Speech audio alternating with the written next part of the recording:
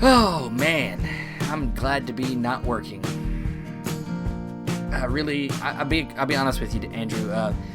This last couple weeks has made me really question whether working my job I should keep doing it. I'm thinking of doing something else.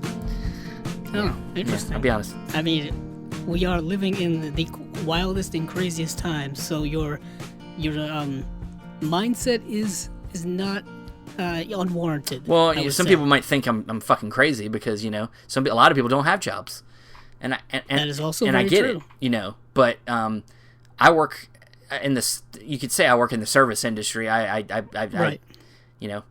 provide soda for people, and you guys drink a lot of soda, and the stores are continuing to push us to keep things in stock, and we can't do it. We can't keep up with the people. It's getting very stressful for me.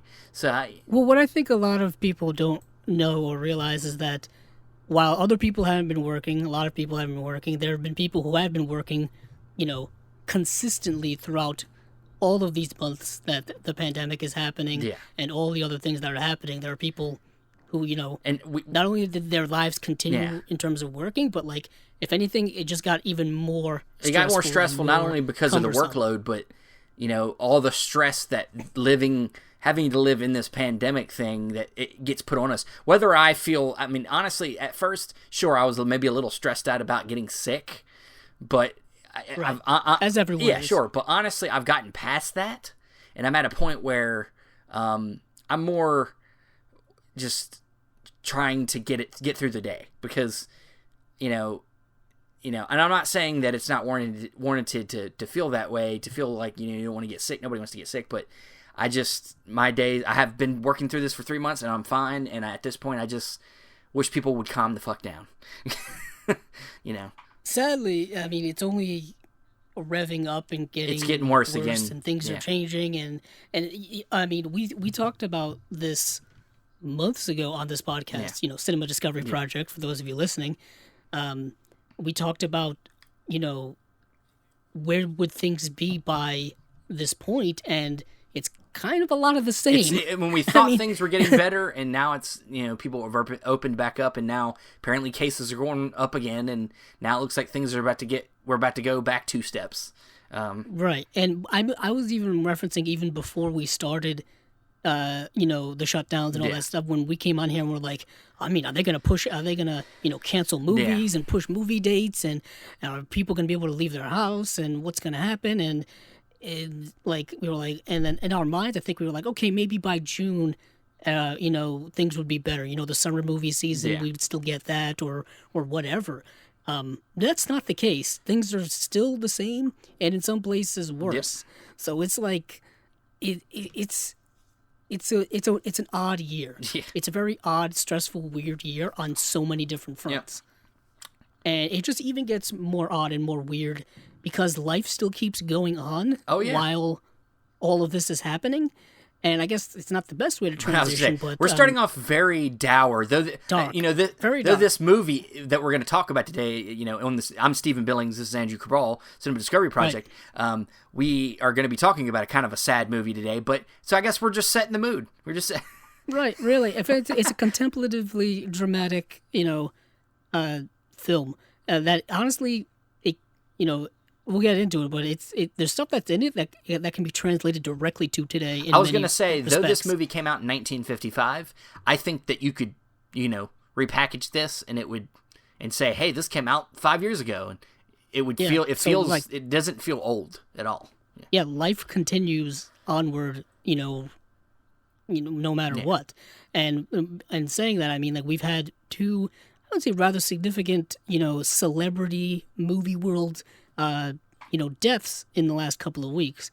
One being, probably someone many people know if you've been around for the last 30 years, Joel Schumacher, the director of Batman Forever, Batman and Robin, but of course he directed Lost Boys, which is still a staple amongst horror fans, and it's kind of one of those essential horror films, I think, for people trying to get into the genre. I would say that's one that you have to watch. Yeah, it's definitely, when it comes to vampire films, it's one that I think people usually say, hey, go to that one.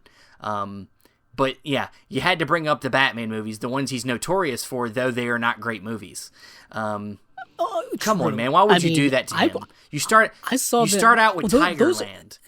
Those are those are his. I mean, I would say his more mainstream like movies that he's known for.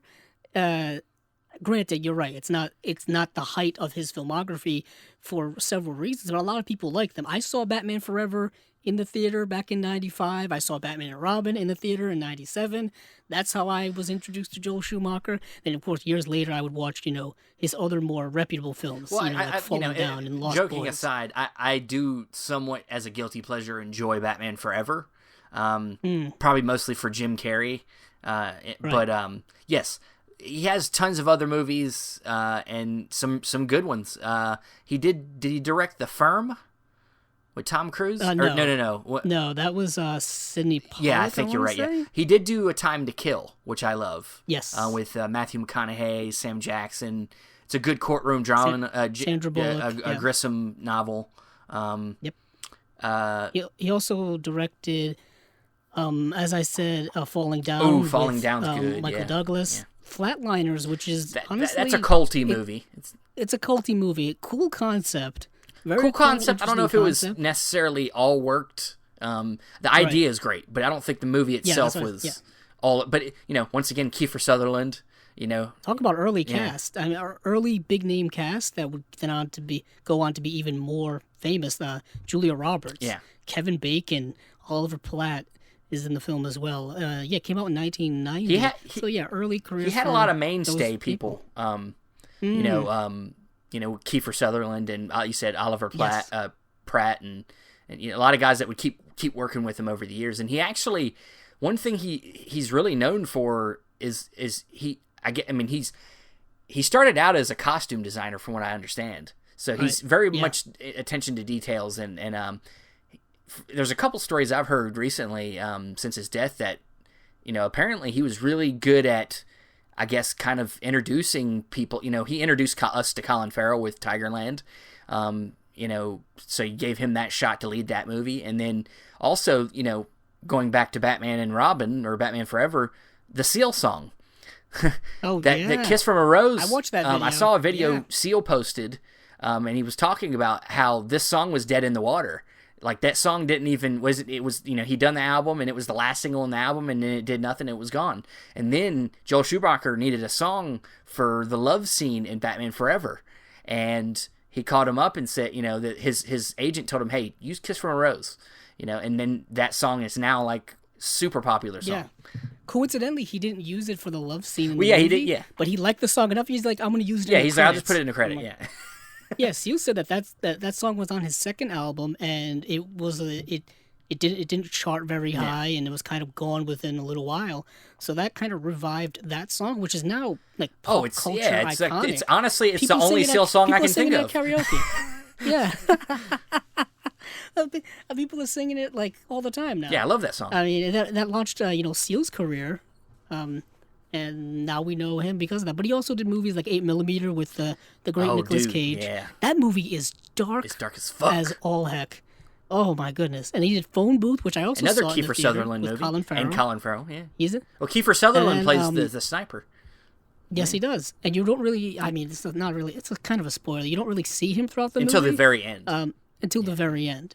But he also did Phantom of the Opera, which I know a lot of people like. Some people don't like that movie, but live action adaptation of that.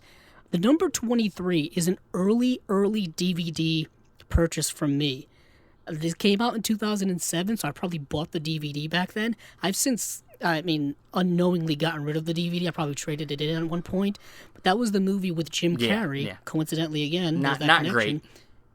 And it's about him, like, he got this conspiracy theory about the number 23 and how it's like a key to everything. It's another dark movie. But yeah, you're right. He had some stinkers, but he also had a lot of good ones in there. Diverse filmography. From what I understood, good guy. And yeah, he passed away at 80, I believe, battling cancer for about a year, I heard, which is very sad. But the other death is the actor Ian Holm. And many people probably know him as being in Alien. Yeah, Ridley yes, Scott's of course. Alien. And of That course seems to Bilbo be- Baggins in Lord of the Rings. Well, that's right. That was my Yeah, introduction yeah, to him. yeah. Was of course Fellowship of the Ring, Ian Holm. I remember as a kid. This is early 2000s. We didn't have like sites like IMDb or things like that, and I would just be like on the LordofTheRings.net website, just like looking at all the cast biographies because I didn't know any of these people, and I remember Ian Holm. Of course, he was in the Fellowship of the Ring, but of course he's had a long career, 137 credits to his name on IMDb. People probably also know him for his Oscar-nominated performance in Chariots of Fire, which is a film that won Best Picture in 1981. I mean, he's a British Yeah. actor. He probably did. He's Yeah. mostly done, I think, British films. Especially British early on in TV, his career, yeah. yes. But yeah, I mean, he's a great actor. Once again, also, he's a very diverse himself. Going from playing a killer robot, in Alien. Android, but yeah, you're right. Android. Which was, sorry, nerd. Sorry, I didn't say the right name. Yeah, Ash. Yeah, I almost said Bishop, but that's Lance Henriksen in Aliens. yeah. That's the android in that movie. But yeah, check out his filmography. It's very wide. He was also in Brazil, Terry Gilliam's Brazil. Yeah, a long career. Lots of diverse stuff. Lots of television. Lots of feature films. He was also in Naked Lunch, Oh yeah, a Cronenberg movie. Cronenberg's film. Yeah. So, yeah, he passed away, unfortunately. And like we said, life is seemingly going on while all this other stuff is happening as Yeah. well. And speaking of life, we're getting into a slice of life movie, pretty I much. guess, yeah. I mean, you could say, because it is about the character or the person of the title of the film, Marty. Marty, you ought to be ashamed of yourself. All your kid brothers and sisters married and got children. When are you gonna get married? You know a nicer place where we can go to get a bride? Tell them to go to the Stardust Ballroom. It's loaded with tomatoes. Why don't you go to the Stardust Ballroom? It's loaded with tomatoes. It's loaded with what? Tomatoes? Excuse me, miss. Would you care to dance? You're a very nice guy. I don't know why some girl hasn't grabbed you up long ago. All my brothers, they're always telling me what a good-hearted guy I am. I have a feeling about you. What are you gonna do if Marty gets married? Huh? I don't like her. Oh, you don't like her. You only met her for 2 minutes. Listen, you want to come with me tonight or you want to go with that dog? All I know is I had a good time last night. What am I, crazy or something? I got something good here. You don't like her. That's too bad. And Marty is a film that came out in 1955, starring the late Ernest Borgnine. And it's a film that I saw several years ago, and I've just loved it ever since. For those of you who didn't listen for the last week's episode or the last episode, this is basically my pick. Steven and I are kind of trading off on Yeah, we discussing different choose movies. a movie to talk about each week. Sometimes, hopefully, picking something that the other person hasn't seen. But Right.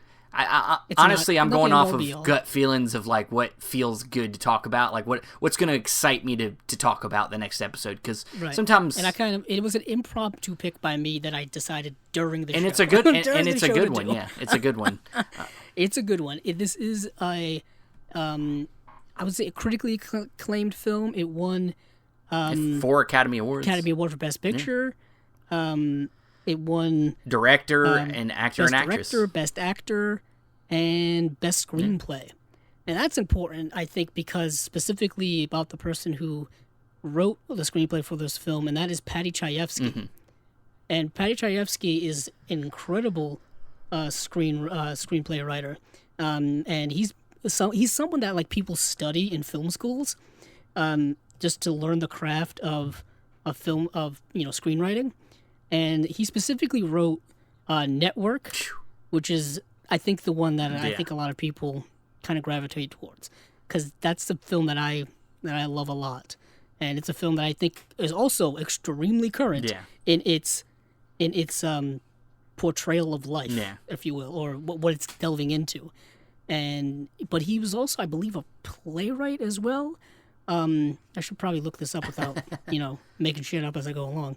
the whole Indiana Jones thing. But this, Go ahead.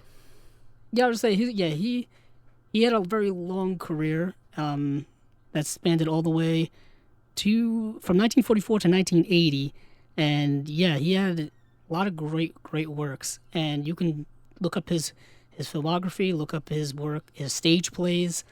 That's what I was saying. Yeah, he was I did say playwright. So technically, I was right. But what is also interesting is that Marty is an adaptation of a teleplay written by Paddy Chayefsky. Yeah. He and honestly, this adaptation apparently is not much different. They flesh out some stuff. It's about 30 minutes longer than that teleplay. The teleplay runs like 51 minutes, and this movie is hour and a half. An hour and a half. Yeah, 90 minutes. Yeah, and that's with credits. Yeah, so not exactly long. So one of the other great accolades about this movie is that it's one of the few movies that's won Cannes and also won Best Picture. The only other movies that have done it is The Lost Weekend, and just recently, Parasite.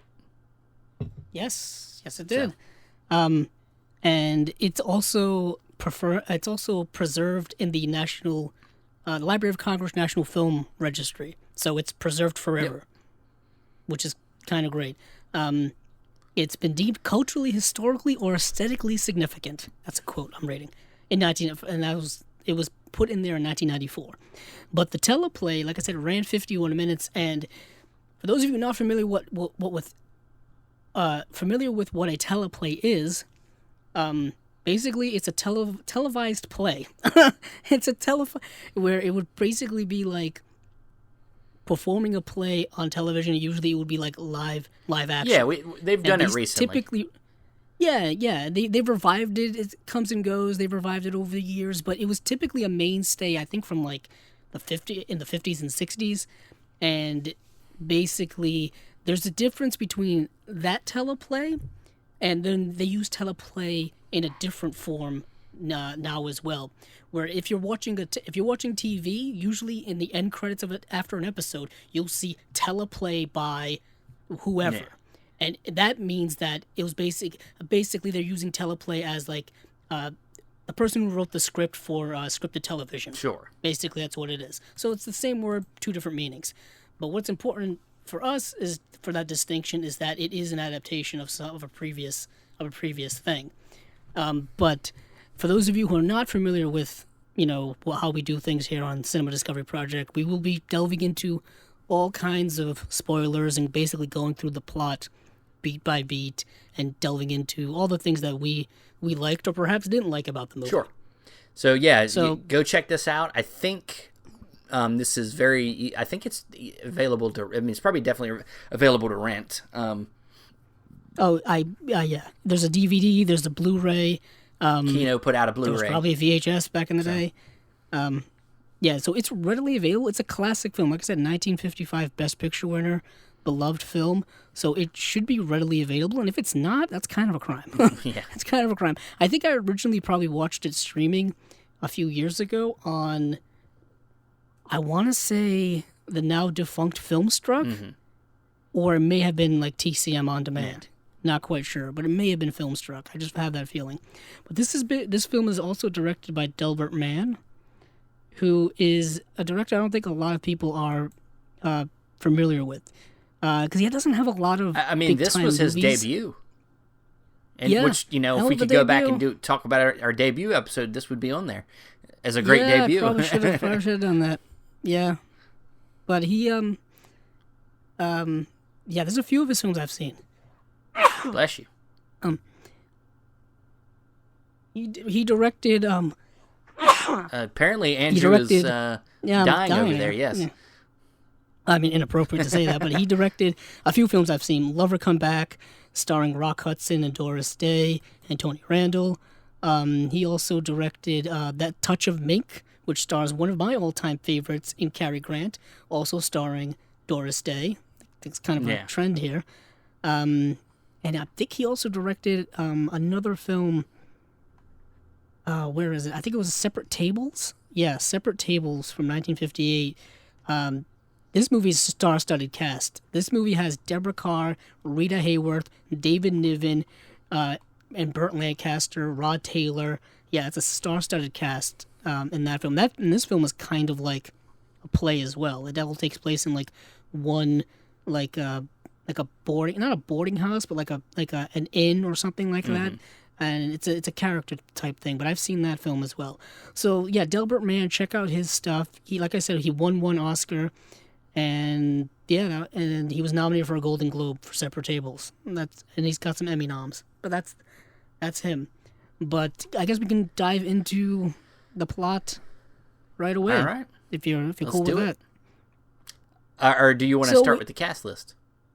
Ernest Borgnine plays our leading man. He's our leading man. He plays Marty Paletti, and he is a butcher from the Bronx. And he's kind of like, you'll see when we describe the film, an all-around like super nice guy, I would say. He's your average Joe, nice guy. Average guy, you know. He lives at home with his mother still, and he's just kind of like a he calls himself a bachelor. Nice, he's a guy. 34-year-old bachelor. He's a 34-year-old bachelor, and he's just like, you know, he's always like smiling and like talking to people and greeting people and all that kind of stuff. He seems like a super nice guy. He's a nice guy, but underneath, as we know through the movie, he's definitely a depressive, lonely person. Yeah. He is, and I mean, throughout the film, he's trying to find, you know, love. Essentially, he's trying to find some type of human connection with someone. Yeah, I mean, I think ultimately that is what the movie is. If you want to say there's a theme, it's about I think human connection. It's about how we all starve it in some way, whether it's healthy or unhealthy. Yeah, and. The film also stars Betsy Blair as, you know, we meet Clara. Esther Minciotti, who plays Teresa Paletti, who is his mother, I believe. It's her mother. And then the woman that plays the aunt, both of them actually were in the teleplay, and they just recasted them. Yeah. Yeah, they recast, like, the original teleplay, Rod Steiger played the Marty character. And the woman who wanted to... who was in the teleplay wanted to reprise her role, but as Clara, but she didn't get it because Betsy Blair, I think, was, there's a whole backstory here. Betsy Blair was Nancy Marchand was the actress that was in the teleplay. She wanted to reprise her role, but Betsy Blair was married to Gene Kelly at the time. And she had been blacklisted because of the Hollywood Blacklisting, House Un-Americans Committee, all that kind of, you know, witch hunt for, you know, the communists in Hollywood and all that stuff. But she apparently, basically, Gene Kelly used his leverage and power in Hollywood to get her this job. Wow. You know, his connections at MGM and United Artists to get the role. Apparently, he like threatened to pull out of some movie or something like that in order for, and that was kind of what got her this role. But Nancy Marchand, I think people probably specifically know her mostly as being in The Sopranos. Okay.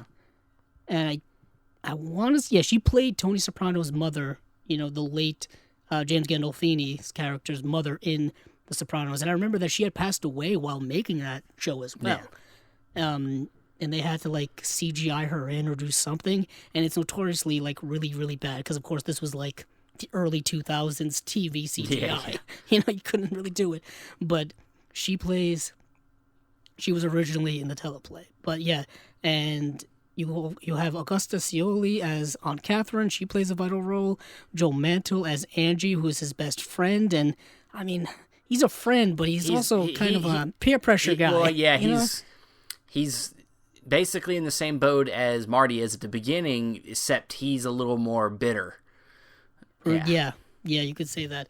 Karen Steele plays Virginia, and Jerry Paris play Tommy, and Tommy is his married cousin, and Virginia is his wife, and it's an interesting like comparison between the two lives of those two of Marty and his cousin, and like very interesting. But we'll get into it. But so the movie starts off at the butcher shop with Marty, and we get basically a glimpse of what his day to day. what his day-to-day work life looks like. You know, it seems like a local butcher shop where a lot of the customers are local people who are familiar with everybody. Yeah.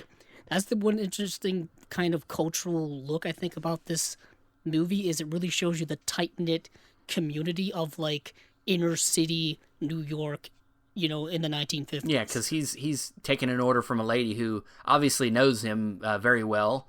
You know, it's an Italian. You know, they're Italians.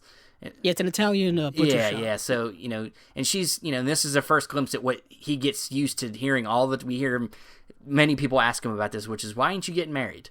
You know, your whole family is getting married. Your sister's getting married. Your young brother just got married. It was a great affair, as he says many times. Oh yeah, she's ripping into him. And Just ripping into him, like, because she's like, oh, I heard your brother got married. And he's like, oh yeah, married like last Sunday, a beautiful ceremony. well, he says and all this stuff. he She's says like, the same thing. It was a beautiful affair. They call it affair. beautiful You know, affair. the language back then. yeah, that's true. But he's got 2 brothers and 3 sisters, so it's a big family, and they've all been married off. And I mean, I say that, you know, that sounds negative, but that's kind of the way the old society. I was gonna say, if there's anything that's aged about work. this movie, is it's you know how people see what's success in life and what isn't. You know, Right. On a personal level, he might not feel so successful, but ultimately, there's tons of people that are just like him.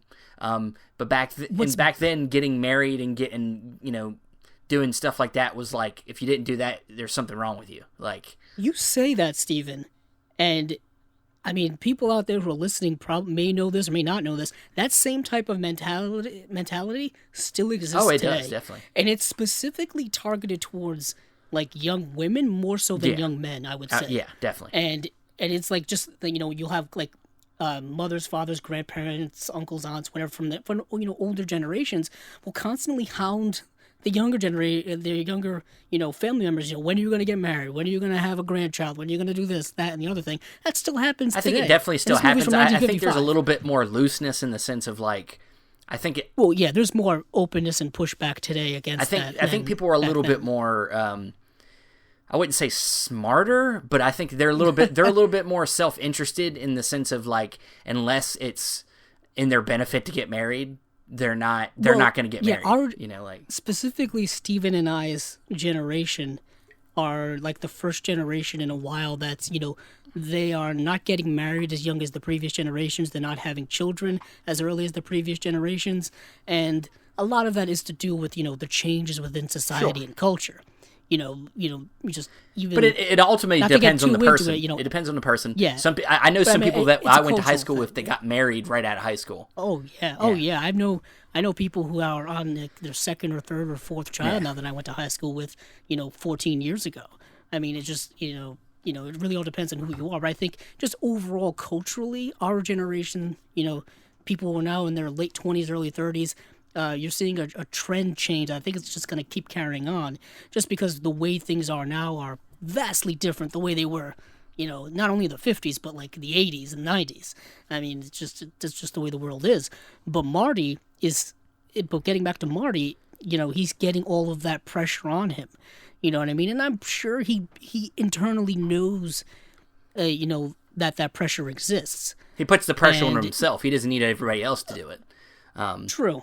And it just kind of shows you just the way, like, how, personal and how kind of unfiltered some people can be when they're just ripping you for personal life decisions that you're making or lack thereof. Yeah. So he gets it from this woman, and the next woman, she's in a hurry, she has to go. But of course, she takes the time to also rip into him as well. And they really give it to him. They're like, oh, it's a shame, it's embarrassing. Yeah. Really just insulting him. And it just shows you just kind of the way that, that culture is. And, how tightly knit that, that community is. I think he's from the Bronx or something like that. But either way, it's, inner city New York, circa 1955. And the next scene, I believe he goes. Well, he goes to the bar. Yeah, bar, diner. Yeah, it's restaurant. Yeah, whatever. back then it was a little bit confusing. Yeah, he orders 2 beers, sits down with his friend and his buddy Angie, and they're just sitting there like, what are we gonna do tonight? They got newspapers. This scene is what I call the vultures from Jungle Book scene, where they're just like, what do you want to do? I don't know. What do you want to do? Now don't start that again. Like, literally that's what happens in this scene where Marty's looking at the paper and it's Saturday night, so they, Angie's like, so should we go pick up these girls that we met, a while back ago? And, this, to me, though we know that he's somebody that's getting it hard from other people, this is where I think you can see some of his own self-pity is part of the reason that he hasn't been able to find somebody, because he's not only is he, you can sometimes be your own worst enemy too. He is deciding to basically give up. He's like, I'm sick of going out trying to find love. Keep that under wraps, because we're gonna get to a big scene. Relatively soon where he lets all that out. It's honestly one of my favorite scenes ever. It is, yeah. But in this scene here, you see him just. You also get that kind of contemporary, another contemporary thing where, like, how many times do friends hang out today and like try to figure out something to do? Granted, the options are more vast now than they were back in the day, but I'm just saying, like, how many times have you hung out with a friend or spent time with a friend and you're just trying to figure out what the plans are? Not even just that, but look, they're both in their 30s. Think about that. I mean, like, as I said, I'm trying not to get us too far ahead, but like, they're in their 30s and they're guys that have jobs and they have, you'd think by now that they would have moved on past this type of lifestyle, or at least specifically for 1955, being in your 30s, whether you're a man or a woman, you're considered, old, if you will. You're getting to your middle age. Just put it that way. You know what I mean? Just for context, in personal context, he says he's 34 years old. I just turned 33 a week ago. And it's like, damn, I'm almost as old as Ernest Borgnine's Marty in this movie. And it's like, damn, it's just like, that's fascinating, like, culture shock. Yeah. But, so he and his buddy are sitting there, and, his buddy's like, why don't we, remember those two girls, those two women that we talked to or went out with or ran into, a while ago or whatever, why don't we call them up and, reconnect with them or whatever? Because his buddy, Marty is so different than I think the other men around him. They're all looking for, like, they're looking for the quick and fix. Easy. The quick fix, the easy fix. They're looking for. He's looking for somebody he can actually love and stay with. He's looking for meaning. Yeah. You know what I mean? He's definitely a more intelligent. He's more intelligent than his friends. He's got stuff on his mind. He wants more than just a quick thing. He's actually looking for real love. So. So he and his buddy have a little argument, I would say, about what their plan should be, because like I said, his buddy wants to talk to these women and he doesn't. He's not really interested. And he gets upset. He's He's like, look, you're becoming a real drag. It's like, you just want to go home and watch the something on TV. Like, you just want to hang around the house all the time. Like, why not? Let's go get these girls, man. And he's like, I just don't have the energy for it. You go do it. It's like, man, he's like, if you want to go out, you go out, man. I don't have to be a part of it. But then he gets a phone call, from his mom, who. Well, we cut over to them first before he gets the call. I know he gets the phone call and then we cut over. Okay. Yeah, he gets the phone call from his mom at the place he hangs out in, which. Man, if this isn't something that cuts through right to today, with you just like replace a coin operated phone or whatever with a cell phone, I don't know what does. You know what I mean? Like, how many times does a parent like call their child when they're at a social event and during something? You know what I mean? Like some of that stuff is directly translated to today. I know it happens to me all the time, but so he gets a phone call and his mother says, your cousin and his wife are over here. When are you going to be home, basically? And he's like, I'll be home in 2 to 3 minutes. I want to talk to Thomas about something. I really need his advice about something. I'll be right over. So then we transition from, that setting over to the house with his mother. And his mother is like kind of, she's old school, old world, probably immigrated from Italy, she's still seeming like that. So Marty could be first generation, Italian American. At least that's the gist I get. Or perhaps he may have been born in Italy. We really don't get a lot of backstory about him and his family, but we get enough, I think, to understand where they are at the present. Yeah. I think the film does a great job of that. Yeah, so they come in, the cousin and his wife come over, and they start talking about how her name Esther. Esther? I think it's let me look. Yeah. Or Teresa. Well, Esther is the actress. Yeah.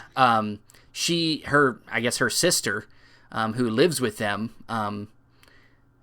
is becoming, I guess, a nuisance. Yeah. They're a relatively new married couple. They have a new child, and she's, kind of, I guess, becoming a problem when it comes to their relationship. Is getting, causing friction, and right. And they're wanting her to move in with them, with Marty and her. So yeah, they basically want their mother-in-law, who is, Teresa Paletti's sister, to move in with her so that they can have their own space and privacy and make things less tenseful. And it really, and this is where we get into a lot of the kind of old mindset familial stuff that I think still exists today. The idea of, that, there comes a point in life where children have to take care of their parents, or their parents become dependent on the children for things. You know what I mean? Yeah, I mean, it's hard to break that tie depending on how close-knit your family is.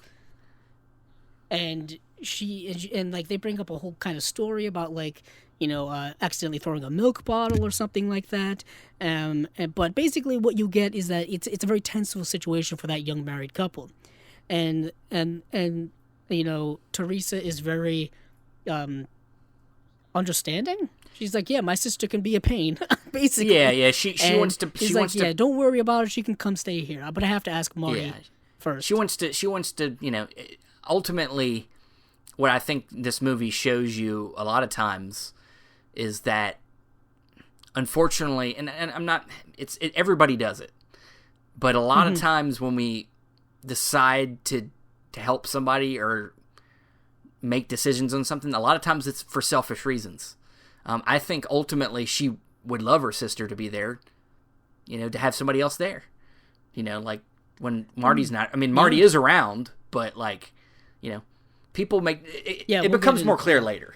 You'll see. Yeah. It does become more clear later, but she also asks Thomas, do you know any women that Marty could marry? It's not like, what's crazy is she always brings up marriage, no courtship or anyone to date, just some woman, It didn't matter who it is. A good woman. It has to Well, we'll get into it later. We can dissect this as we get, because it changes. The criteria changes throughout the movie for who the woman has to be. It does. But she asks him, and he's like, and he suggests that Marty should go over to the Stardust Ballroom, which is this big dance hall, and that's where he found his wife, Virginia. And he says, this is an old school term, Stephen. Yeah. He says there's a lot of tomatoes there. Yeah. And I'm trying, since I've seen this movie 3 or 4 times, I'm trying to interpret what tomatoes means. I guess juicy, that they're juicy. A lot of juicy girls there. I guess so. I mean, I wouldn't use that terminology, but I meant more attractive. I don't know how tomatoes and attractive gets put together. I mean, because you got to think of the characteristics of a tomato, I guess. I don't know. I mean, basically he's saying that there are a lot of women there that would perhaps be appealing to Marty or to men in general. Yes. That seems to be the case. I mean, and of course she doesn't understand the terminology. We don't even understand. I don't even really. Yeah, we'll have to look that one up. Yeah, I mean that's an old school slang that people don't typically use anymore. I mean, there's a lot of older slang that's not used anymore either. That's modern day that refers to certain types of people and whatnot. But so she's like, okay, Stardust Room, Stardust Ballroom. A lot of tomatoes there. That's the way she pronounces it with her accent, And so Marty shows up. Marty shows up. and he wants to talk to Thomas about because the old man who owns the butcher shop wants to sell it to Marty, and Marty doesn't know if he should do it or not because he doesn't know if it'll be a financial risk, and I think Thomas is an accountant, he's some sort of accountant, like that. I think, yeah. And he wants to ask him, right? And he doesn't really get the chance to, because basically once he says that his aunt can come live with them. His cousin's up and leave. Yeah, well, he's done talking to him. He's got other things to do. Once somebody's said that they're going to help you, he's not really there. So well, I'm pretty sure they went there specifically to ask Teresa if her sister could come live with them. I don't think they were there for like afternoon tea or anything like that. So once Teresa explained to Marty that they want their Aunt Catherine to come live with them, he said yes. Marty's kind of a guy who doesn't typically say no to people. Yeah, he's very. I mean, I think he is generous at heart, but he wants to. He's a people pleaser. Yeah, he's a people pleaser, and he kind of always wants people to like him. There's a lot. This movie is. There's a lot of people. So many levels. People tend, people that are having a hard time expressing themselves, truthfully, tend to be like that. Like I could say I've been like that at one point in my life. Oh, I am literally Marty in this movie. Like, it's frighteningly how close to Marty I am. Are you a butcher? Personally, characteristic. Other than being a butcher, Italian, living in New York, but there's other characteristics within the Marty character. Like I said, people pleaser, the self-loathing. All this kind of stuff we're going to get into. We're just like, generally nice person. Like, there's a lot of stuff in here. I think that emotion really that he holds in comes up in this next scene, which I know you want to talk about. So. We'll get right into. So basically, his cousins leave, and he doesn't really get to bring up the whole butcher shop thing. But then we get the scene with him and his mom, and he's eating like a plate of spaghetti, and his mom's just talking to him, and she's like, Marty, why don't you go to the what you gonna do tonight? I think I'm gonna hang around the house. Yeah, he's like, I think I'm gonna hang around the house, and he's gonna watch something, some parade or something. I forgot what it was called. It was some television program. But and then she's like, why don't you go to the Stardust Ballroom? There's a lot of tomatoes. And he's like, "What did you say?" That's kind of like when your parents like try to say something cool, and they're like, "That's not how that." That's not what that try to be means. relatable, and then you're like, "That's not how." That's So, what are you gonna do tonight, Marty? I don't know, Ma. I'm all knocked out. I may just hang around the house. Why don't you go to the Stardust Ballroom? What? I say, why don't you go to the Stardust Ballroom? It's loaded with tomatoes. It's loaded with what? Tomatoes? Who told you about the Stardust Ballroom, huh? Tommy. He says it's a very nice place. Oh, Thomas. My, it's just a big dance hall, that's all it is. I've been there 100 times. Loaded with tomatoes. Boy, you're funny, Ma. Marty, I don't want you hanging around the house tonight. I want you to go take a shave and go dance. Ma, when are you going to give up? You got a bachelor on your hands. I ain't never going to get married. You're going to get married. Ma, sooner or later, there comes a point in a man's life when he's got to face some facts. And one fact I got to face is that whatever it is that women like, I ain't got it. I chased after enough girls in my life. I went to enough dances. I got hurt enough. I don't want to get hurt no more. I just called up a girl this afternoon. I got a real brush off, boy. I figured I was past the point of being hurt, but that hurt. Some stupid woman who I didn't even want to call up. She gave me the brush. No, Ma, I don't want to go to Stardust Ballroom because all that ever happened to me there was girls made me feel like I was a bug. I got feelings, you know. I had enough pain. No thanks, Ma. Marty. No. I'm going to stay home tonight and watch the hit parade. You're going to die without a son. So I'll die without a son. Oh, Marty, put on the blue suit, huh? Blue suit, gray suit. I'm just a fat little man, a fat, ugly man. You're not ugly. I'm ugly, I'm ugly, I'm ugly. Marty. Ma, leave me alone. Ma, what do you want from me? What do you want from me? I'm miserable enough as it is.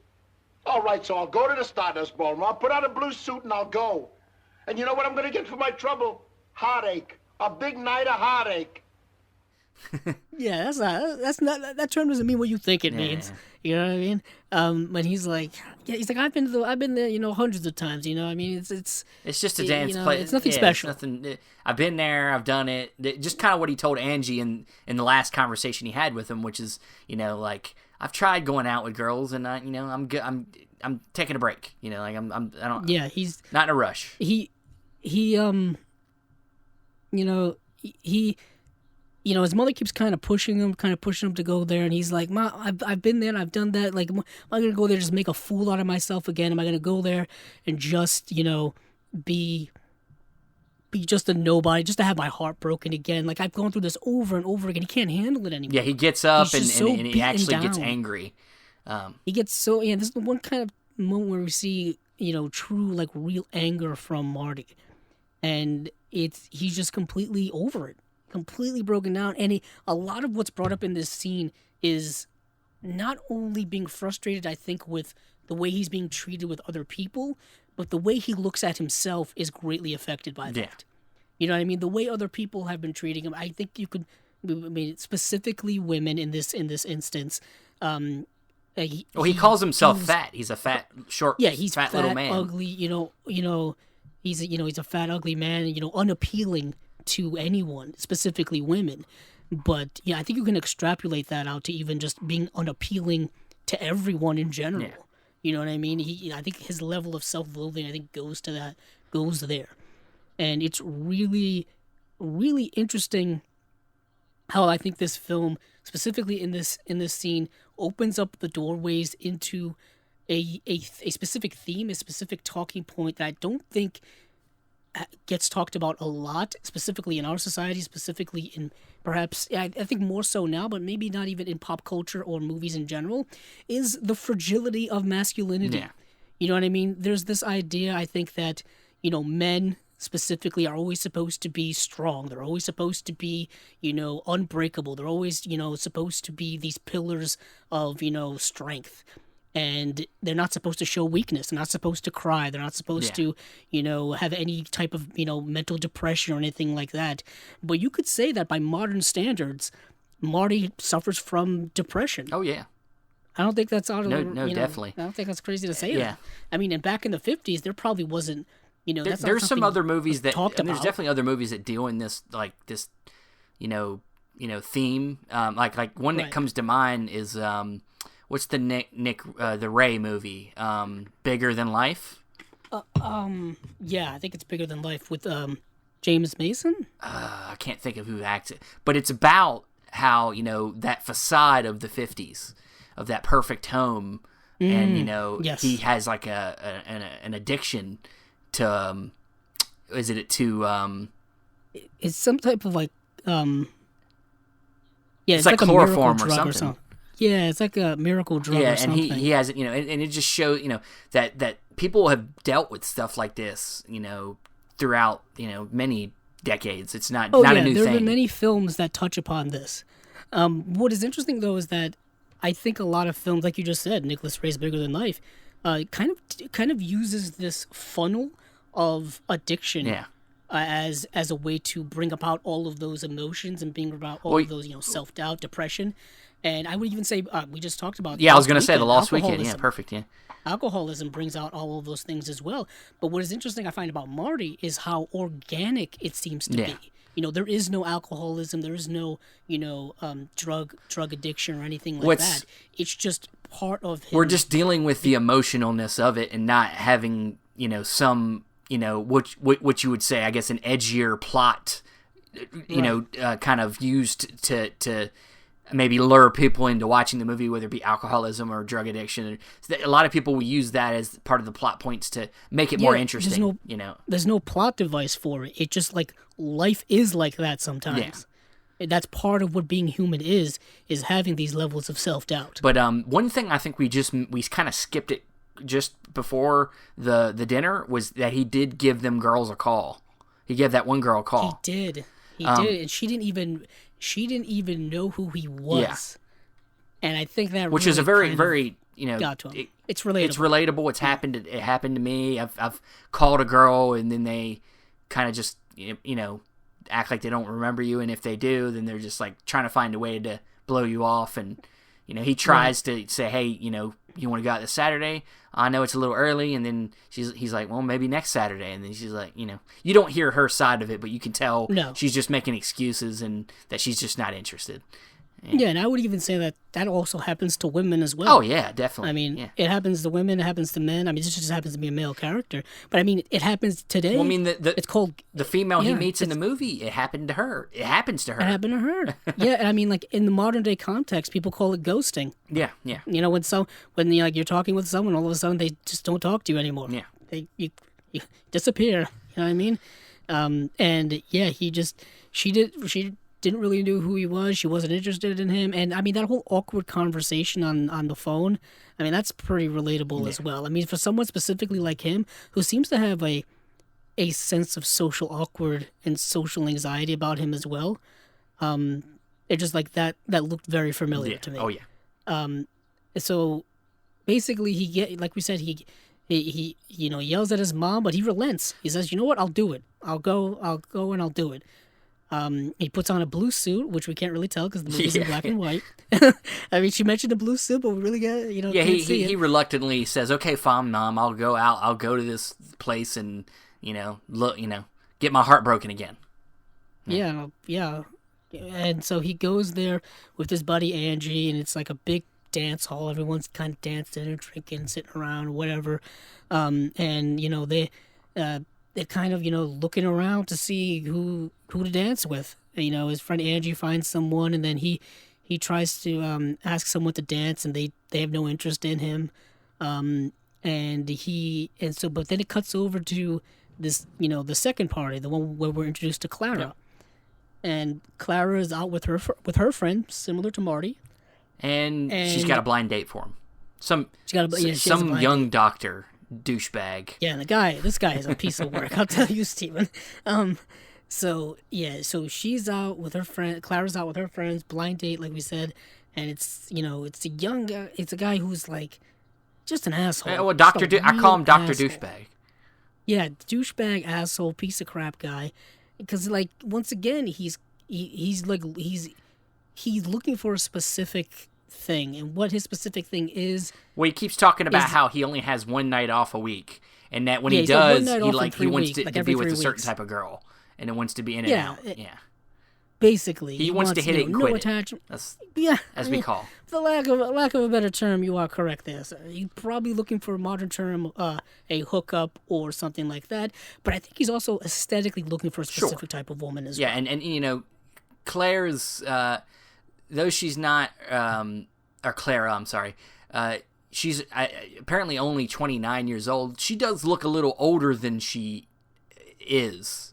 She says she is. But she's still a pretty woman. She's not a... I mean, like, they call her all kinds of names in this movie. They call her a dog tons of times. Constantly. Yeah. And it's like, man, that's really terrible. I guess they could call her the worst name, a bitch. Which is a female dog, true. But they don't. They call her just a dog. They could call her worse things. But I mean, like, but yeah, they go out of, I mean, the filmmakers, the costume designers, makeup and all that stuff go out of their way to make her look different than some of the other women look in this film. She seems to be specifically so. I would say she seems to dress a little bit, maybe a little older than it makes her look older because she dresses a little more old school. Well, she's different. She has a more, I would say, down to earth personality. Conservative personality. Yeah. I mean, she's similar to Marty. She's very similar to Marty. She lives at home with her parents.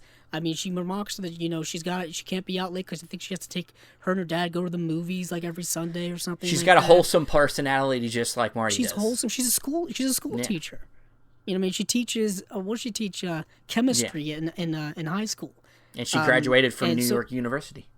New York University, and so she's she's more. She's not like the other women are in this film specifically, to kind of show that she's different. And the guy that she's with has no interest in her whatsoever. Like we said, asshole guy. Yeah. And he's and he's remarking to his friend like, "Oh, thanks a lot," basically. Blah blah blah blah. And then he runs into a girl he's already been with before and decides and he's like, gonna. "Oh, there's the sure thing." So therefore, now he's gonna try to find a way to put off Clara onto somebody else. Yeah, and he's trying to pay people. Yeah. Trying to pay people $5 to like, okay, I'll introduce you as a friend, an old war buddy, an old war friend, and then like you take her off my hands, and he goes up to Marty, and Marty's like, no, that's terrible. What are you doing? That's awful, right? So the guy moves on to somebody else, and the other person that he pays. I mean, it's probably even just as big of an asshole as this guy is. I mean, he goes over, takes one look at her, and walks away. Well, no, what happens, I think, is, from what I can tell, I think what happened is Clara said that she wasn't interested. Really? That's the way I took the scene. Because, we see it from Marty's point of view. Marty follows the whole thing, and then you see that Dr. Douche and this random dude go over to Clara, who's sitting down at a table, and I think he's introducing to this other guy, and I think Clara's looking at the situation being like, I don't know this guy, I didn't come here with this guy, I'm good. I think that's not the way I took it. So, I mean, and even from a modern day perspective, like, you don't know what type of person this guy is. Yeah. You don't know what type of anything like that. Just to do that to specifically, someone as in a vulnerable position as Clara is in is a horrible thing to do. Regardless of, that guy could be a murderer. Or now. That guy could be a serial killer. Murderer, serial rapist. He could be a terrible human being, that hits women or whatever. He could be awful. You don't know that. You don't do that in 1955. You don't do that now. Yeah. And basically, they walk away, and then Marty hears them talking after, and the guys, and then Dr. Douchebag, as you say, wants his $5 back, and the guy's like, no, no, and he walks away. So then, you see her from across the room, and you don't hear what she says or does or anything. She just gets up and kind of leaves. She walks out, I think, to the roof. Looks like the roof, I think. She goes off to like some balcony area. It looks like it's higher up, but she's out there, crying, of course, and Marty comes out and, says the thing he wants to make her feel better, so he asks her to dance, and, she turns around and just falls into him crying. Yeah, she does. And then I think it cuts to them actually dancing on the floor. And they get along well, very, very well. And... Well, he notices his Angie, not dancing anymore, kind of just standing over there by himself again, and now he's the one dancing, and then they just you're just talking about random things, and they get to a point where they decide, hey, let's, they leave. They start walking down the street. He looks for his buddy and he can't find him. Marty looks for Angie, can't find him, so they decide to leave. And the thing that's great about this is, and I've actually done this myself, when you are socially awkward, especially when you're, I wouldn't say I've ever necessarily been socially awkward in general, but with women maybe I have. Like, it's, because I haven't always been personally, good with women. So what happens sometimes, you end up talking too much. And that's what happens with Marty here. Because this is something I've done where you get kind of caught up in it, you get excited, and you start just talking and talking. And usually it's about yourself, and you don't want to seem like you're like self-indulgent, but you get excited and you want to share yourself with somebody else. Because you never do any other time. This is something I do constantly. Yeah, it's another personal connection I have with the movie. That's something I do all of the time. And then you all of a sudden become self-aware of what you're doing, and then you try to correct yourself, and you kind of just make it worse. Yeah, he tries to do it, and he keeps talking, and he's like, I did it again. It's like, I'm going to let you talk now. And then he does it again. And then she just smiles at him because she thinks it's cute, like he... Right, and they just keep walking around the streets, kind of just walking and talking. And they have a grand old time, and I think they eventually decide that they're gonna go to the diner, right? They go to it. They do end up at the diner, and he's telling like a big joke. But before we get to that scene, I believe there's a scene between his mother and her sister. Yeah, they come. That kind of sets she up comes to some talk stuff. to him about living with her. Yeah, and they basically... This scene is very telling, too.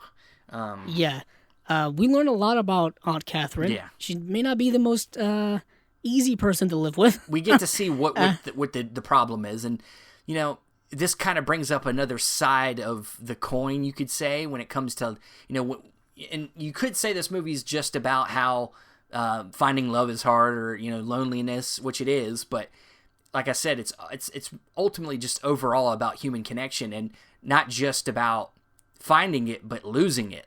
You know, like in this case, you know, these two women are widowers. You know, they don't have their husbands anymore, and they've lost the person that they were used to being with all the time. And you know, because you know, Marty's mom, you know, he still lives with her. She hasn't had to deal with being completely alone in that sense, in that way. No. And because you know, Augusta, is her name Augusta? Aunt Catherine, that's what I saw. Oh, well, she, you know, she's living with her son, but they don't want her there. And so now she feels so alone, even when she's with her son, that, you know, you become somebody that you're not. You become, you become bitter, and so, you know, a lot of, and you make decisions that feel more selfish. Because in this scene, you know, she's talking to her sister and saying, look, it's going to happen to you. Marty's going to leave. You know, it might not seem like it right now, but he's going to leave, and you're going to wish that he didn't. What's going to happen? Yeah, and then where are you going to be? And this puts in motion, you know, changing her sister's mind about how to react to Marty actually finding a girl he likes. Right. Which is, like I said earlier, a lot of times, unfortunately, though we could be generous, you know, the nicest person can sometimes fall into something that makes them only want to make decisions based on self-interest. Because we're all trying to survive this world, and because if Marty leaves, now she's got it in her mind, I can't be so nice to this girl now, which we're going to get to in it soon. So she plants this, you know, this seed of doubt, seed of, you know, skepticism in Teresa's mind, and like Steven said, it's about to change.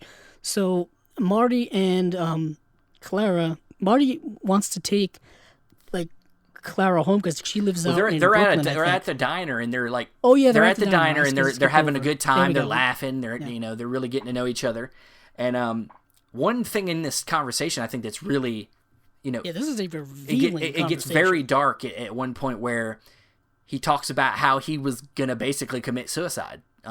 Yes. And and you know, I thought that, you know, I mean, like I said, in 1955, I mean, you're getting to some dark places, and it's very blunt. Right. It's not that he comes out and says it, you know, and what we learned though is that Marty was in the Army. Which in real life, Ernest Borgnine was in the Navy, right? I think he was. I'll look that up. But what we learned is that his character was in... Yeah, he was in the Navy, Ernest Borgnine was. What we learned is that he was in the Army, and he has this whole big joke about training or using a rifle, and the guy next to him was apparently cross-eyed, so he accidentally hit his target instead. So somebody thought that he had all the bull's eyes and whatnot, because he could barely hold the gun. He steady. But what we learned though is I'm trying to put the dates together. I mean, he was in the Army during World War II. Yeah. It would have to be. His generation is, you know, quote unquote, the greatest generation. He's part of that. Yeah. And because we learned that he says, you know, he got out of the Army when he was 25, and if you're doing the math, he's 34. You know, roughly, you know, 1955, 1954, depending on when they're setting this. You're just setting the movie. You know, he was in the Army during the war. Yeah. So I'm curious what, you know, factor that played in. They really don't get into it, but we do learn that after he got out of the Army, he really did not know what to do with his life. Yeah. He didn't know if he should go to college on the GI Bill, or whatever. Which a great movie you should watch if you want to talk about that subject is The Best Years of Our Lives from William Wyler. Great movie. Yeah. That's an amazing movie.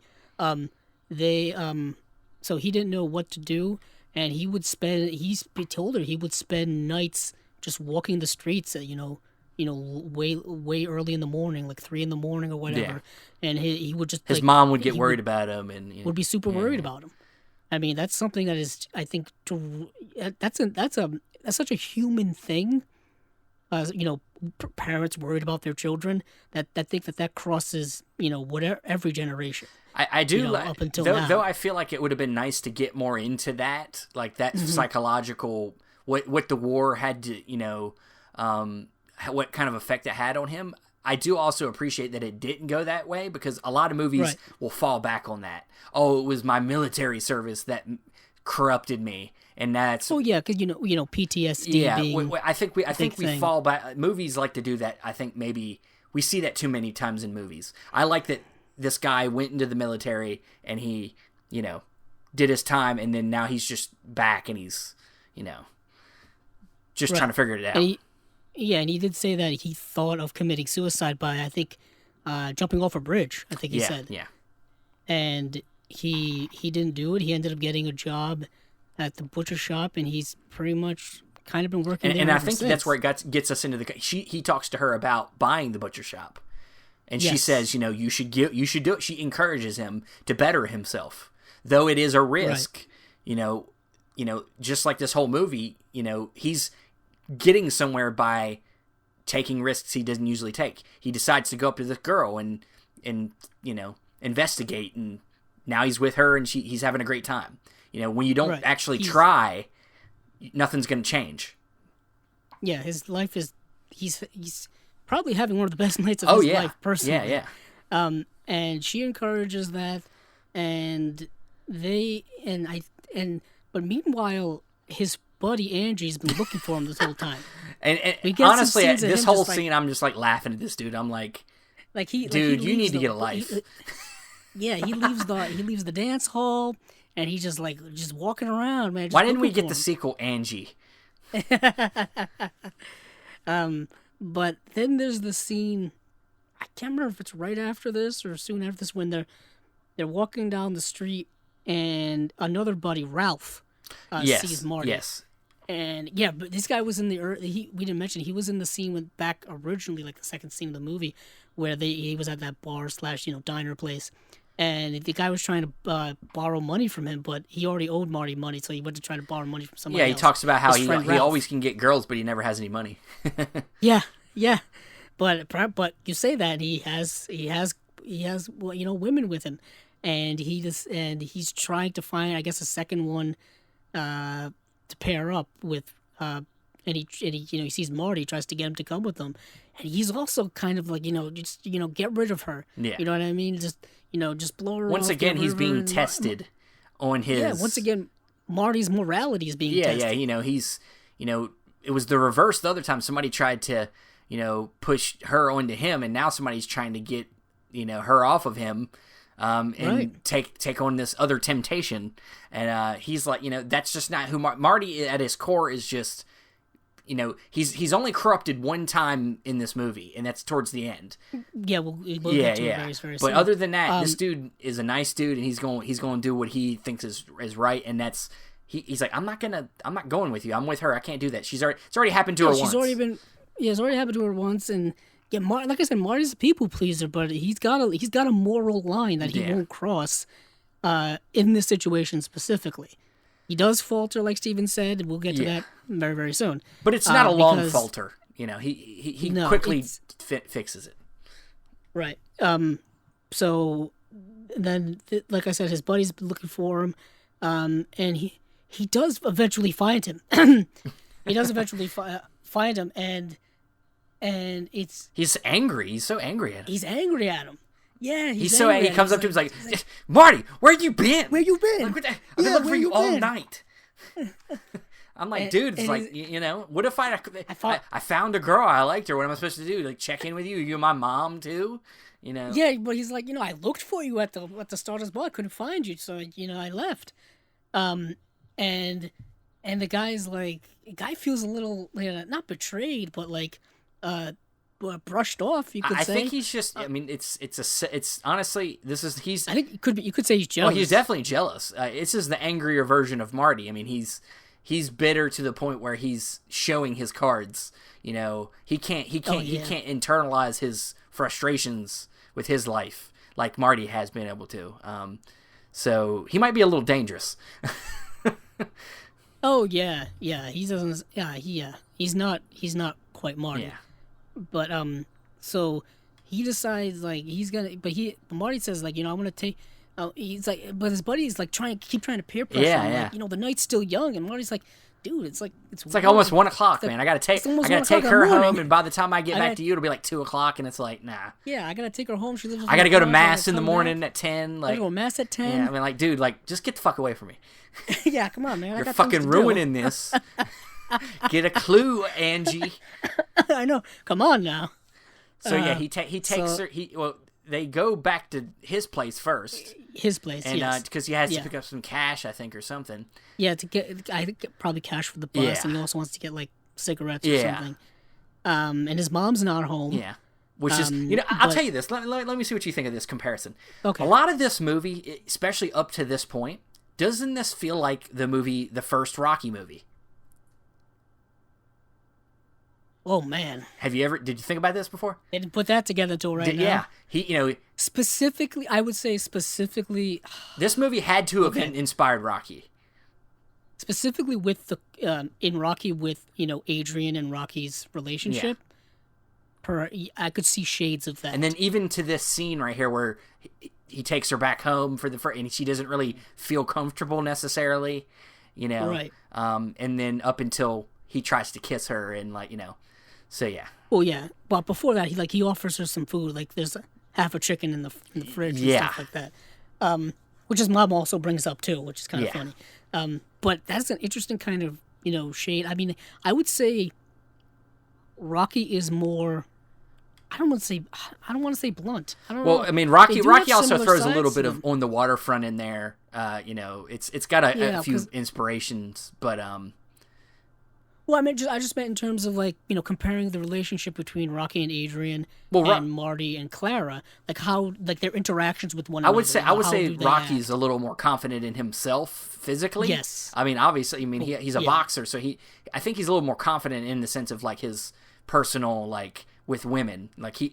Yes. But he he's been fighting to get Adrian for a while, and he's getting frustrated with her not. Right. I think, if anything, it's almost like the reverse.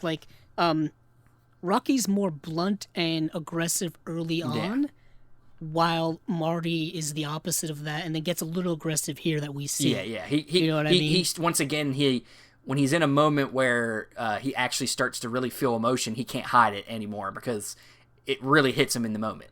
He can't hold it back. Right. Yeah, he does try to make a physical move on her. He brings her in, he sits her down, and then she decides she's kind of ready to go, and then he tries to kiss her, but she's not really ready for it. Yeah, she's not really. So it comes off as a brush off, and he gets really upset when she brushes him off. He does get frustrated. Yeah, and he comes and sits down and quickly kind of blames himself for it. It says, Yeah, I think he quickly realizes what he's doing is wrong. Which I don't know if I would say it was wrong, but it's what happens. I think sometimes when you shouldn't really force yourself on people if they're not, I don't know that I would say he forced himself. I think. Yeah, I meant that in a general sense. Sure. Not like he's like holding her down or anything like that, or it's not aggressive in that sense. We've seen that in other films, and unfortunately in real life. What I was gonna say was, I think he's doing something that he probably shouldn't be doing. Well, I was gonna say, like we said, she's feeling a little uncomfortable being there in general because. When you don't really know somebody that well and you come to their house, when you first meet them, it's a little uncomfortable, especially for women. Of course. And so she is very cautious of that. She's it's in her mind. So, and he hasn't picked up on that well because he's caught up in the moment. And I think also because he is the man we know, a very lonely person, and he's trying to get that human connection. he's Right. missing He's missing yeah, all the yeah. signals. And I think we can also kind of assume that this is a fish out of water situation Sure. for him. yeah, he doesn't know I how don't to think he's he doesn't ever know how been to, this to close. do, like, he's just like she Yeah, doesn't know I how don't to think he react. knows what he's doesn't know doing. how to react. Yeah, I don't think he knows what he's doing in this moment. You know what I mean? I think Because when he tries to kiss her, she's like not even looking at him. right. It wasn't like organic. he doesn't understand like social awareness, social cues, reading someone else's Body language reading and- the room, body language. He seems to not know what he's doing. Yeah. But like we said, he does stop. You know what I mean? He does quickly gets upset at himself, and she comforts him Right. because she lets him know that she lets him know that she does want to see him. like him like that. Yeah, well, she does want to see him again too. It's not like Right. she's like decided that she doesn't like him now and wants to leave. It's that Right. she didn't know what to do in the situation, and she just doesn't feel comfortable at this moment. But that she does want to see him again. Right. And what happens is that his mom walks Yeah. in. And you would assume, and- and this is where I was kind of alluding to earlier. You assume this is a great moment for Marty. Hey, look, Mom, I brought a girl home. Yeah, I know. It's like I did it. But she just It's had like- this conversation with her sister that now Yeah, has put that ruined seed of the doubt situation. in her mind. So she comes in and they start to, she's explaining, is like kind of excited. She starts explaining her whole situation with her sister and how she's going to be moving in. And then, Clara decides to give her opinion on the situation, which, she says she doesn't really, she agrees with the cousin and that they need their own space. And that it's okay that they feel that way. And this probably scares this poor woman half. you can tell scares she's her so saying much. it, but she's also like doesn't really want to say her opinion, but she can't help but say. Oh, you're talking about Clara. I met Teresa, Oh, the okay. mother, must not be wanting to hear this. This is like her worst fear, like come yeah, true right yeah, now. yeah. He's already come But home. Clara must be awkward as heck. Like she doesn't want to like answer these personal type of questions for someone she's meeting for the first time. You know what I mean? And Marty, if you look at Marty when he's sitting there, he's got this like really like awkward like, oh man, How's this hope gonna this is go? over soon. I gotta get out of here. Yeah, so I mean, very quickly it's interesting how just the one thing can just change your perspective one talk with somebody. And so Marty takes her off, and you can tell the mother's having thoughts, but we go back to her later. So he takes her home on the bus. Yeah, he takes her home on the bus, and they get to her house, and They do have one more kiss before the mom walks in, by the way. I forgot to say. They do yeah. actually have a kiss, and then she Right. walks in. But then he takes her home, and they depart, and they're both in like And they decide, bliss. and they They're decide happy as that they're heck. going to go see a movie the next day. Yeah, he's gonna call her the next day, and they're gonna go see a movie. Of course, he has to go to mass. She has, she said to call. She said to call her around 2:00, I think. 2:00 or whatever, and so she goes in. Like her parents are there. She tells them that she's had things didn't go as planned, but they ended up turning out wonderfully. She met somebody, And I et think cetera, et cetera. I think this is worth discussion too. It's interesting, Okay. Her opinion about the aunt living with the cousin and that whole situation is interesting because she lives with her parents. She does. talks about how she thinks it's not right that, for a young couple, to She have to specifically said young deal couple. with some elderly lady who, it's not, but it's okay for her to, you could say, encroach on her own parents. So where's the line? Well, she's not a couple. Well, but You know what I I'm mean? saying is it's funny how we set the where the line is when it comes to who's encroaching on who. You Right, could say right. for one point of view that parents should always have to take care of their kids. You know what I mean? Like it's their kids, they should always be for their kids. But you could say by a certain point, why hasn't the kid been responsible enough to take care of themselves so that they can have their own life again? But we reverse it and we say that young people should be able to have their own life and the old people need to get out of the way. Well, yeah, it's that whole like double standard. It's a double standard thing, which all is that kind of it's a stuff. hard discussion to have because I think from especially in Japanese culture, you see this in a lot of Japanese movies, especially Ozu, about how the older, the elderly, the family has to take care of their elderly parents. no matter what. Well, a Tokyo Story. Yeah, Tokyo Story. You see what happens in Tokyo Story, where the opposite of that is where they don't take care of their elderly. And then they end up dying alone, basically. Oh, yeah. Sorry. But I think that's an interesting comparison, that she's somebody that still lives with her parents, and she has this opinion about the opposite that's happening to somebody else. And it's like, she doesn't think that that's not worth, like, it's like the life of an older person is more worth sacrificing than somebody has youth. And I think that's a little bit of a gray area there, but I mean, that is an interesting gray double standard area there. But moving on through the plot. But her parents are happy for her. They're happy for her. Especially Marty. the father. The Marty's over father's the moon, like, punches her. I'm glad that hopefully it's a good guy and he calls tomorrow. Yeah. Yeah, Marty's over the moon. He punches that bus stop sign, spins it around. It's a great shot. He's doing his own little. Oh, he's walking out sunshine. Yeah. Walking out sunshine.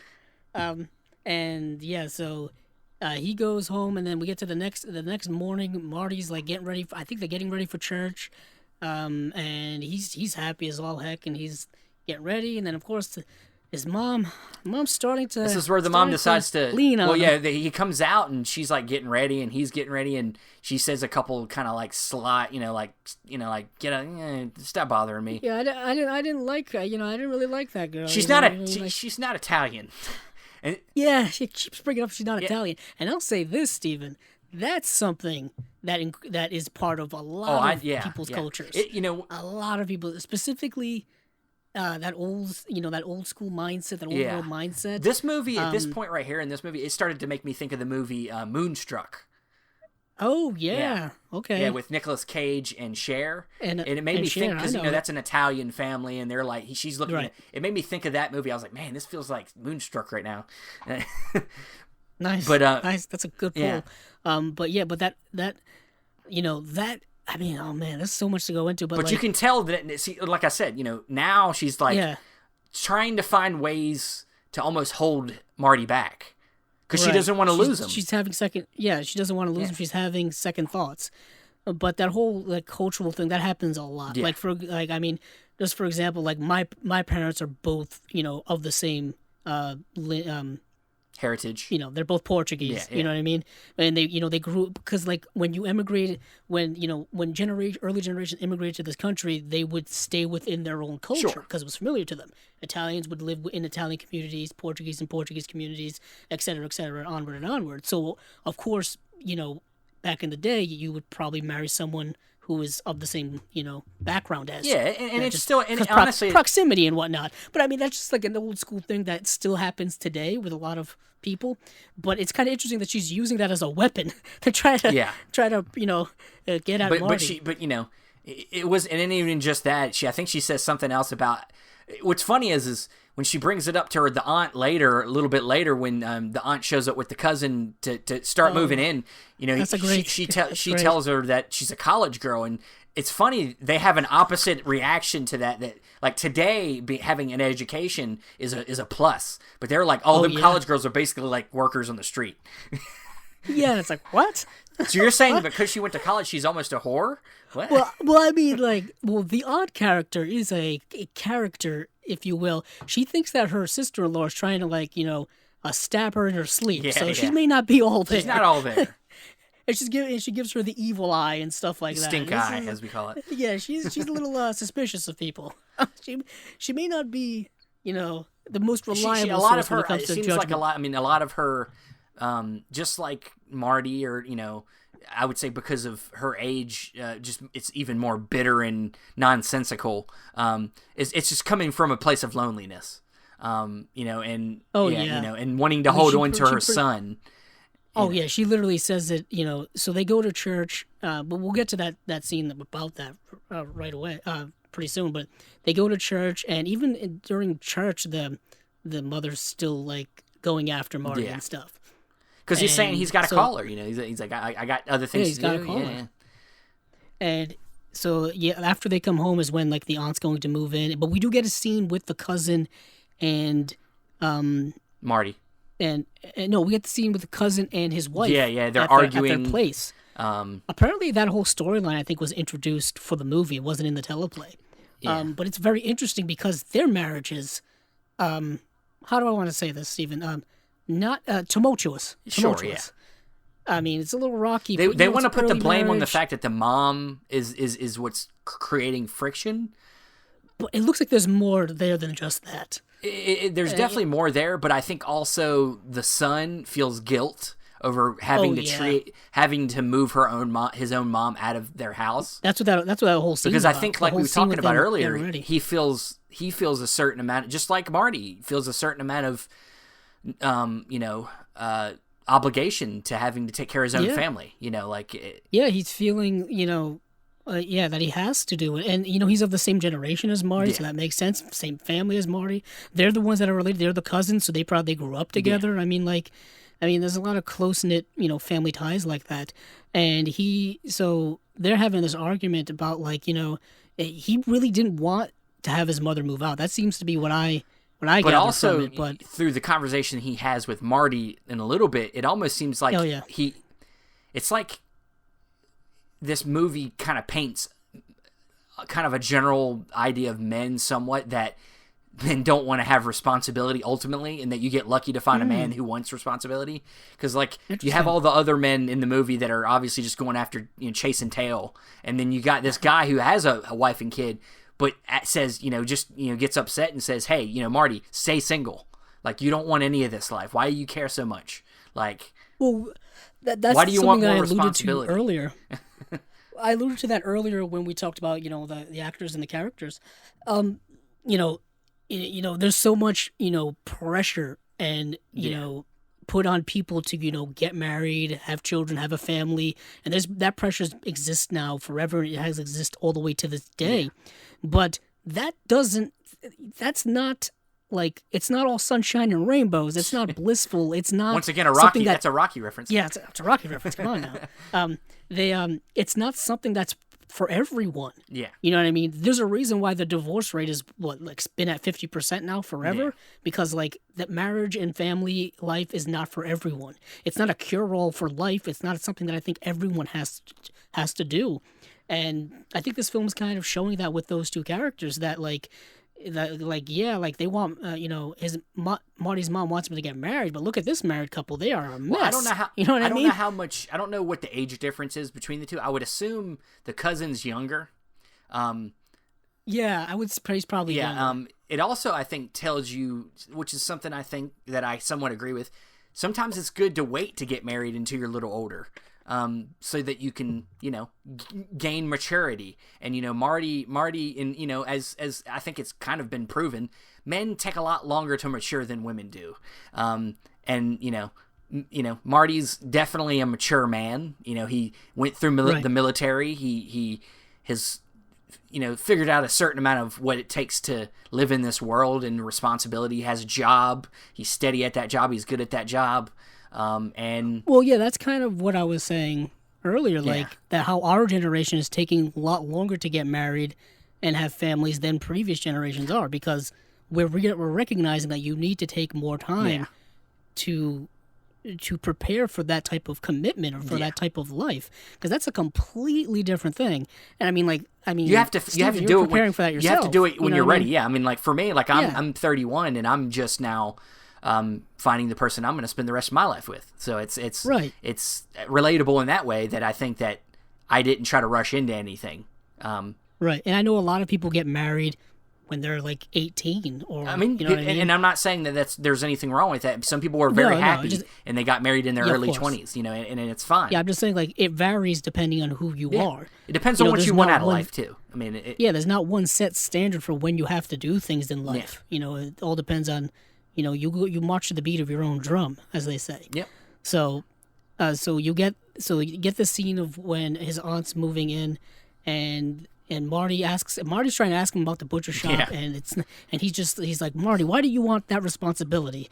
You know what I mean? You're a young bachelor with no responsibilities. You are living. At the same time, Marty's holding his baby.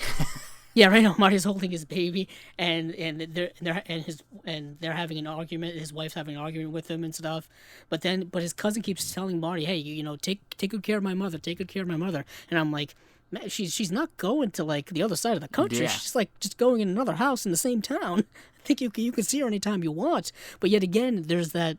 It's that mental distancing that is so tough versus the physical distancing. I think for Marty in that scene though, I think he's you can see, he doesn't have really much of a reaction to his cousin's plight. You know, like he's just like kind of like deflecting it, and like because I think he in his mind, no matter what his cousin says, is on a high right now that he thinks.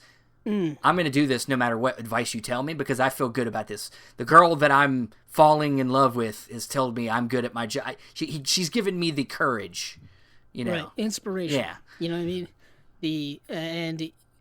So there's that scene. There's also another scene between the Aunt Catherine and Teresa, and this is a scene that's even more like it's similar to the earlier one, where you know. Catherine tells her, you know, how long is it?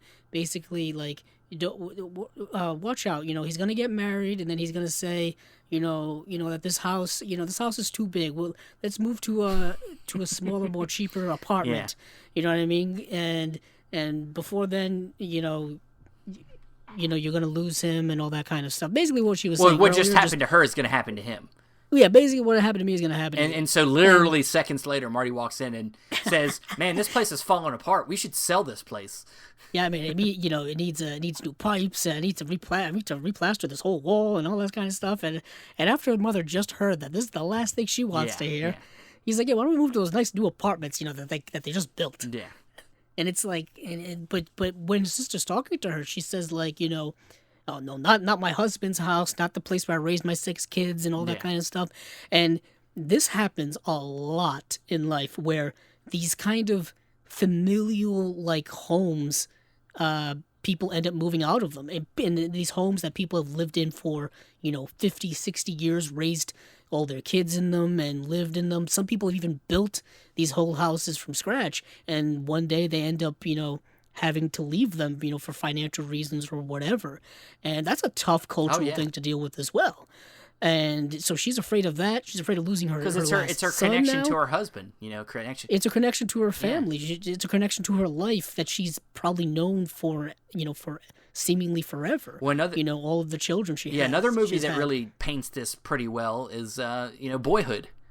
You know, Boyhood Well, yeah. By the end of the movie, Juliet. What's her name? What's the actress's name? Patricia Arquette. Really gets upset in a scene about, you know, him going off to college and leaving him, and you know she's been divorced twice. You know, so she didn't have anybody there to you know spend her time with. So it's like, you know, well, you know, the whole empty nest syndrome and stuff like that. Yeah.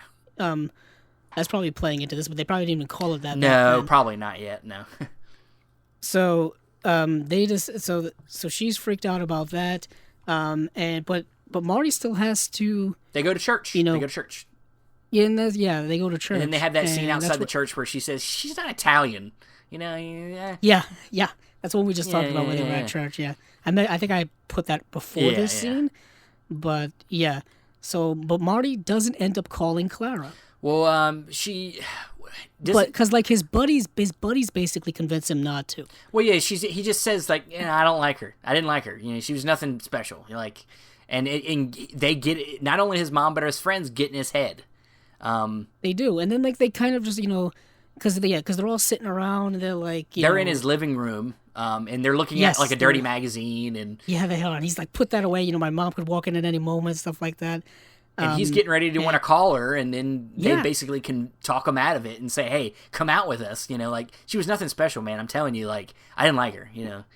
Yeah, like, Ralph says it, and Angie says it, and then it's like, they get in his head, like you said, and he doesn't call her. And then, and it's like, you see that happen a lot where friends can make bad decisions for you. Peer pressure. Yeah, peer pressure, man. You know what I mean? And you feel for him. You know that this is the right girl for him. Like, at least, you know, from what we've seen, like he's making a stupid decision. This is like something that happens to you in high school, you know, like, you know, which these other friends basically act like they're high schoolers. I mean, these guys, talk about people who look like they're straight out of 2020. You know, those people who never grow up. These guys were probably on the football team, and they all like still know each other, and they never got out of town, and Yeah, it's like, I mean, how many movies have they made about that? I mean, I just watched Dazed and Confused the other day. Yeah. Matthew McConaughey is the poster, character in that movie. Still hanging out with the high school kids, even though he's in his 20s. I mean, like, it's like... And I'm sure like Ernest Borgnine's character feels that way. So, because I think he's older than them. He's probably a little older than them, probably. I think that they may all be kind of around the same age. I think that's the whole point, is that, like, all those guys are just, like, they're just stuck in their and they're okay with, like, going out every night to find a different woman, and all this kind of, like, cheap frills type of life, where Marty wants more than that, and he's found that, and they're trying to convince him, no, come back and do the stuff we do. You know what I mean? What we do is cool. What you're doing is lame. You know what I mean? And so he goes along with it. He goes out with them. He goes along with it, and they're like standing outside the diner that they always go to, and he's out there just like they're talking about bullshit, and he's just like looking off like into oblivion. His eyes are closed. Yeah, he's just like, listening like, God, this shit again. Shut the fuck up. Yeah, same old shit, different day. Yeah, and so he just suddenly he's like, just shut it. It's like, stop. You go do what you and then he just runs into the diner, and Angie runs in after him and is like, what you gonna do? He's like, I'm gonna call this girl, and she's a dog. Yeah, he's like, she's a dog. He has a great quote. He has a great quote. You got it? I have it. What time is it? About 8 o'clock. You don't feel like going down to 72nd Street? I take an hour back. Whole evening's gone. What's playing on Fordham Road? Hey, I think there's a good picture in the Loewy's Paradise. You guys feel like we're gonna have a game of cards? Come on, let's go down to 72nd Street. We'll walk around. We'll wind up with something. I'll never forgive LaGuardia for cutting out burlesque out of New York City. There's a burlesque at Union City. Let's go to Union City. No, you're the guy don't even want to ride a half hour on the subway. Now you want to go all the way down to Union City. I feel like playing cards. I saw Richie Rizzo. That's what he said he felt like doing. I don't feel like playing cards. What do you feel like doing, Angie? I don't know. What do you feel like doing? I don't know. George, what are you doing tonight? What are you doing tonight? I don't know. What are you doing tonight? The burlesque, Loewy's Paradise, miserable and lonely and stupid. What am I, crazy or something? I got something good here. What am I hanging around with you guys for? What's the matter with you? Wait a minute, will you, Marty? What's the matter, Marty? What's the matter with you? You don't like her? My mother don't like her. She's a dog, and I'm a fat, ugly man. Well, all I know is I had a good time last night. I'm going to have a good time tonight. If we have enough good times together, I'm going to get down on my knees. I'm going to beg that girl to marry me. If we make a party on New Year's, I got a date for that party. You don't like her? That's too bad.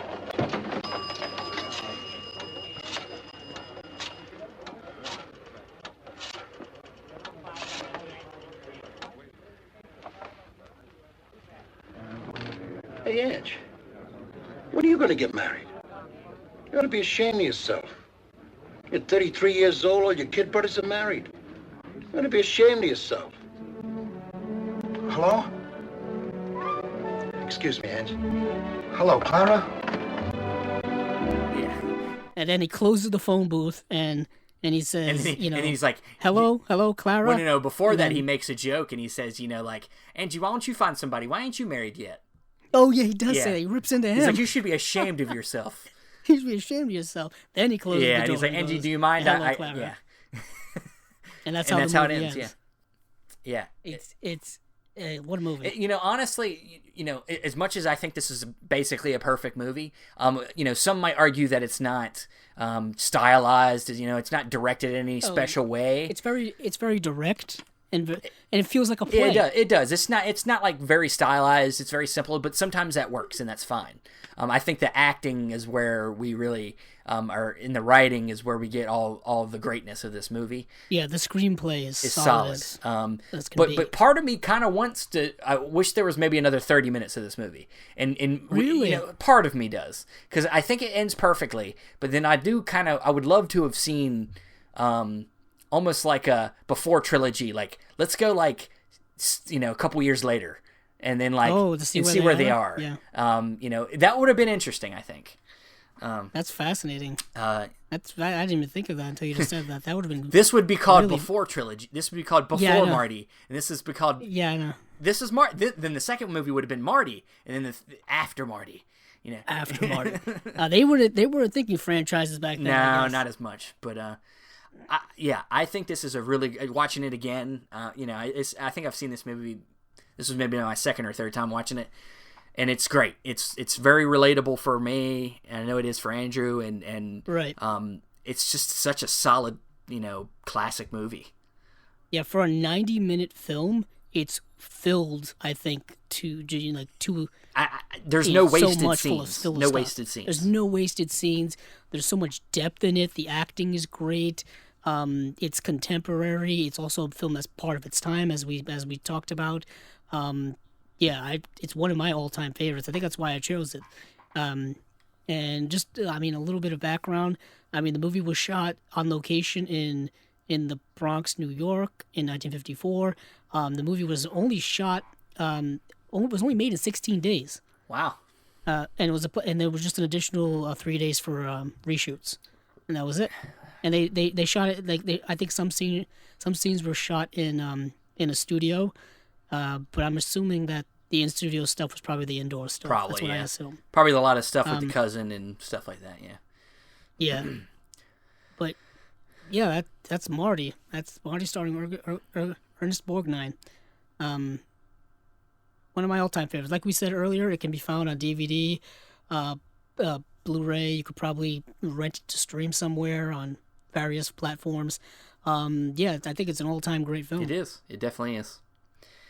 All right. Well, before we go, and in this episode, I do have to throw my pitch out for the next episode. Oh, here we go. Okay. I've been waiting for this the whole time. So I think we should go with something that's a little bit more. I was thinking something that's also very